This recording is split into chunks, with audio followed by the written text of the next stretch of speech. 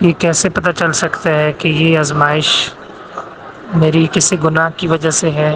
دیکھیے، پہلے تو یہ کنسیپٹ کلیئر کر لینا چاہیے کہ جس انسان پر آزمائش آتی ہے نا، تو اس کا معنی یہ نہیں ہوتا کہ اس نے کوئی بڑے گناہ کیے ہوئے ہیں۔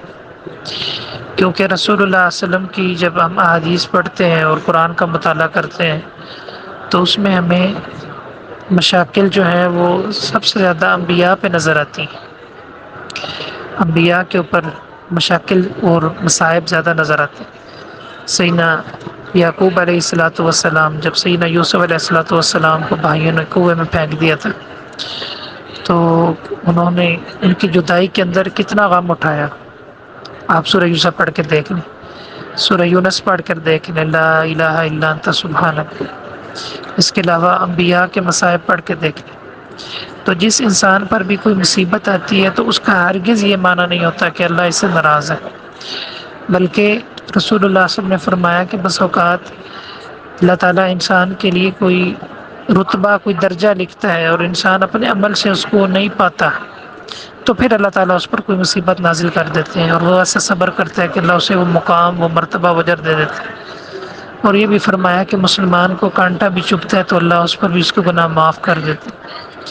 یہ مصائب کا آنا مومن کے لیے باعث رحمت ہوتا ہے، گناہ معاف ہوتے ہیں، درجات بلند ہوتے ہیں، مومن اللہ کی طرف پلٹ آتا ہے۔ اور جو فاسق فاجر ہوتا ہے اس پر یہ بطور عذاب ہوتا ہے، بطور عبرت ہوتا ہے۔ تو یہ فرق نہیں کیا جا سکتا کہ یہ میرے گناہ کی وجہ سے، بس انسان کو ہر وقت اپنے گناہوں کے متعلق ڈرنا چاہیے، کیونکہ جو مطلب ہے کہ خشکی کے اندر جو فساد آیا ہے یا آتا ہے وہ نتیجہ اگرچہ گناہ بھی ہے، ظہر الفساد فی البر والبحر بما کسبت ایدی الناس، لیکن ہر دفعہ اس طرح نہیں ہوتا۔ بعض دفعہ انسان اللہ تعالیٰ مومنین کی، اہل ایمان کی، موحدین کی آزمائش کر کے ان کے درجات کو بلند کرتے۔ تو انسان کو اپنے گناہوں کے متعلق بھی فکر مند ہونا چاہیے اور اللہ تعالیٰ سے اعتراف کرتا رہے، توبہ کرتا رہے، صحیح، اور ساتھ ساتھ جو ہے اللہ تعالیٰ سے عافیت بھی مانگتا رہے۔ یہ دونوں چیزیں جو ہے نا بہت اہم ہیں، عافیت بھی اور توبہ بھی۔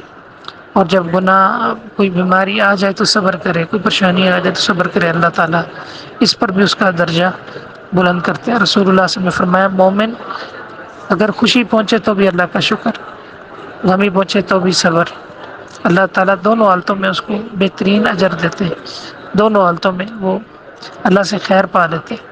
اور جو فاسق فاجر ہوتے ہیں وہ دونوں حالتوں پر اللہ کی نافرمانی کرتے ہیں۔